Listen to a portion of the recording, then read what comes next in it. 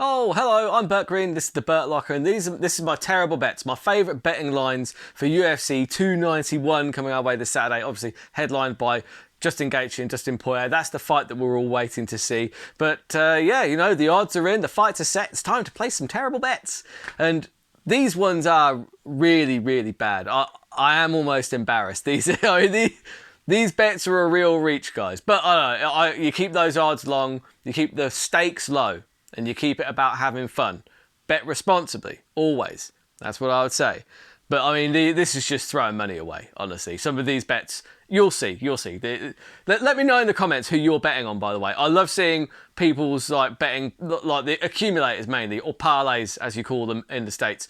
I love seeing a good parlay, especially when they come off. Send me the ones that actually come off. I always like seeing it. It's good. It is good fun.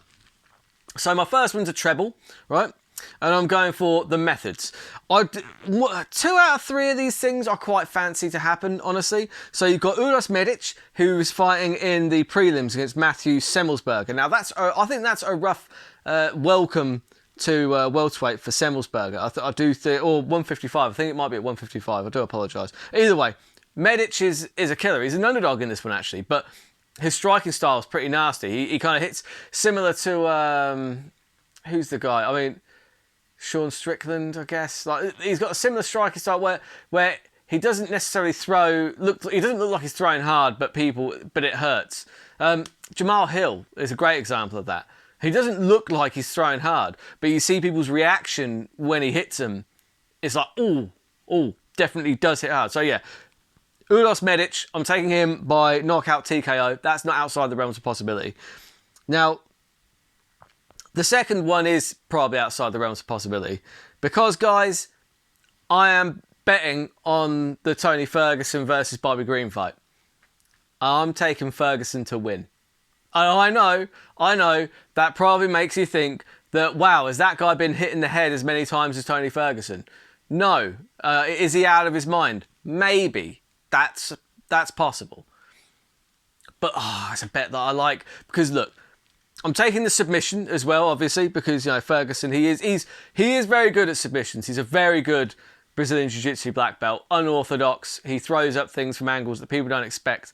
And what I would say is that, yes, he's on a 5-fight losing skid, but look at the kind of guys that he's been fighting. Do you know what I mean? Like Charles Oliveira, Justin Gaethje, Beneil Dariush. Then he got Nate Diaz was the last one. I know there's Michael Chandler as well. Like those are top level guys.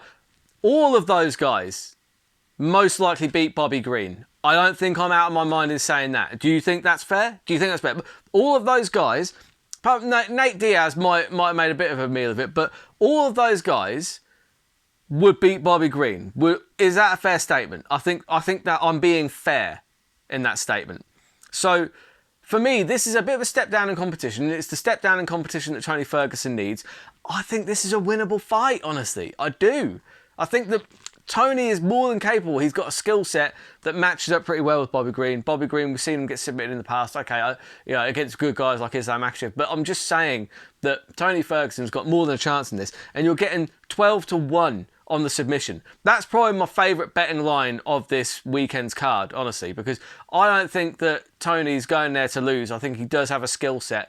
And this is a step down with the greatest of respect to Bobby Green. When you look at Bobby Green's resume, you look at the people that he's lost to and the people that he's beaten, he is a step down from your Chandlers and your Oliveras and your Dariush, those kind of guys. So taking Tony Ferguson, get the submission. I'm also taking Michel Pereira to get the submission. Now, I know that you might think, Michel Pereira, he's the guy that, Pereira, he does it as Pereira, not like Alex Pereira, who does it with an R. It's very confusing, guys. Anyway, you might be thinking, Michael Pereira, he's the guy that, flips around, he does all these fancy striking. He's a knockout artist, right? Do you know what I mean? He's gonna stand with Stephen Wonderboy Thompson, right? Obviously, it's going to be a stand-up fight. Well, maybe, could be, but when you look at Pereira's record, he does have nearly as many submissions as he does knockouts. I think he's got 7. I think he's got 10 knockouts. That's off the top of my head, by the way. I haven't bothered bringing the stats up because I've got my bets open here. Otherwise, I will forget who I've bet on. Well, not the trebles, but my scratch card I'll definitely forget. I'm getting sidetracked. Apologies. No, I'm not even sorry. I'll take back that apology. Anyway, like and subscribe. Sorry.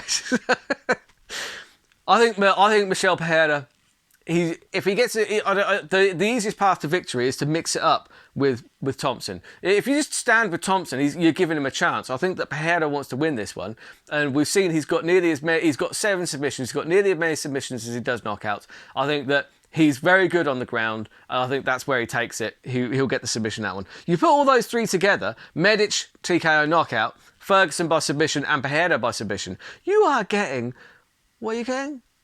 676 to 1. Now, obviously I'm an idiot. I've put £3 on that because I had £3 left over in my betting account. I was like, screw it, why not? Normally that's a £1 bet at best. And that, end of the day, come fight night, I'm going to have lost £3. It's going to be lovely.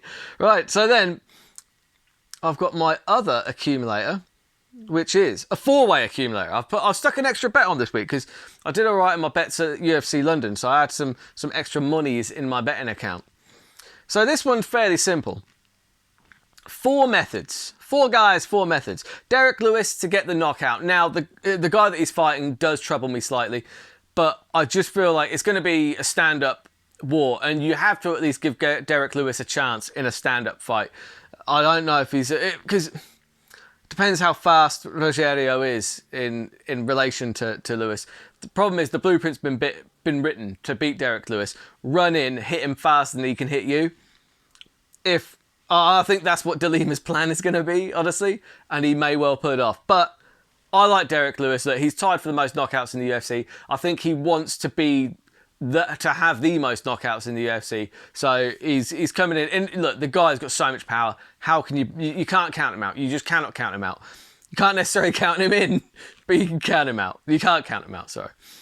Derek Lewis by knockout. So now I've got Tony Ferguson by submission. Again, I've thrown that one back in there. I've got Alex Pereira, the kickboxer, former middleweight champion. I'm taking him to get the knockout over Jan Blachowicz. Now, the reasoning behind that is that, I don't know, I do understand that Jan Blachowicz has more ways to win this fight.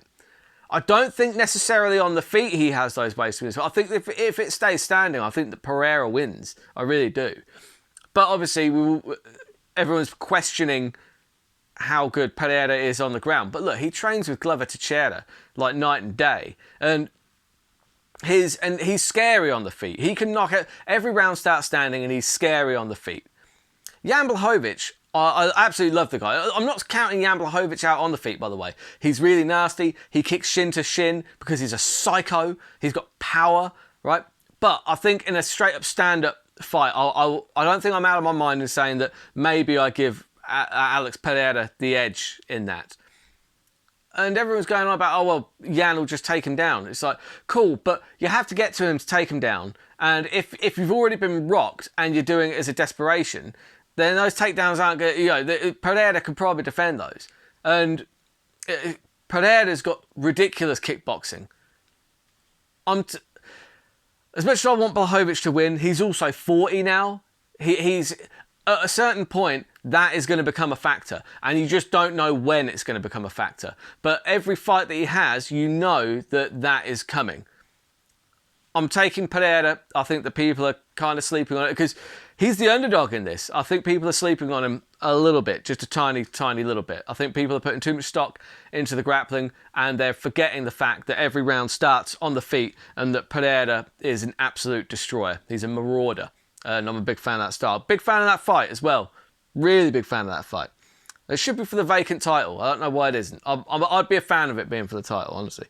And then I'm taking Gaethje by knockout. Now, the reason I'm taking Justin Gaethje is because I understand and appreciate that in their first meeting, Dustin Poirier put Gaethje away in round 4. And up until that point, it was a very back and forth fight. It was a war. It's so much fun to watch. Go back and watch that fight. I did earlier on the week. It was really, really good fun. I would say that Gaethje's style has changed quite a lot since that meeting. Now, since the linking up with Trevor Whitman, he doesn't necessarily...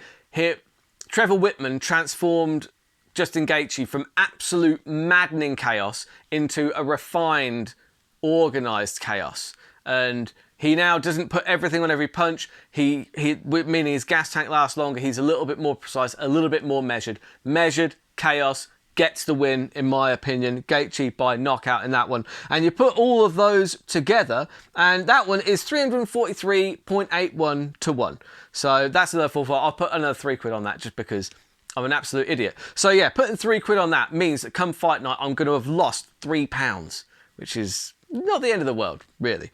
And then obviously I have my standard MMA scratch card. Now this is just like, it's like buying a lottery ticket, right? Buying a scratch card, only as you're scratching off the results down the card, you get to watch people punch each other in the face. Very unlikely that this gets anywhere near, but the closest I've got was missing by 1 result, which would have been a really nice return. But hey, that's why they're such long odds, because one of these results or more will always go the other direction. So I'm taking Priscilla Cachoeira to take out Miranda Maverick, only because I understand that Maverick is the better fighter if she turns up, but when she doesn't turn up correct, she just looks absolutely awful.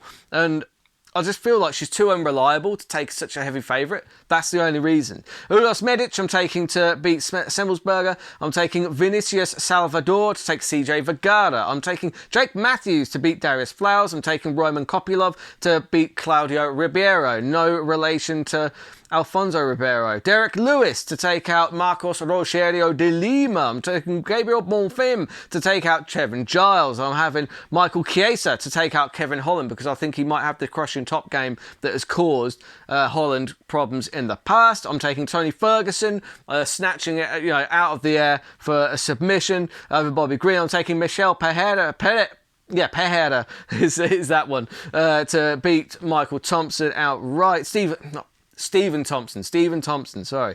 And then I'm taking Alex Pereira to beat Jan Blachowicz. I'm taking Justin Gaethje to beat Dustin Poirier. And when you put all those together on one card, that is 12,536.2 to 1.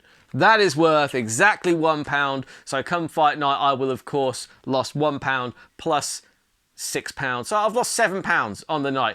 That's not the end of the world, is it? That ain't the end of the world, far from it. Anyway, let me know in the comments who you're betting on. I'm always interested to see it. And we'll recap all these next week. Check out my casuals guide on the channel as well. It has a preview of every single fight down the card, bits of information. It's very useful. Until next time, keep those odds long and those bets terrible.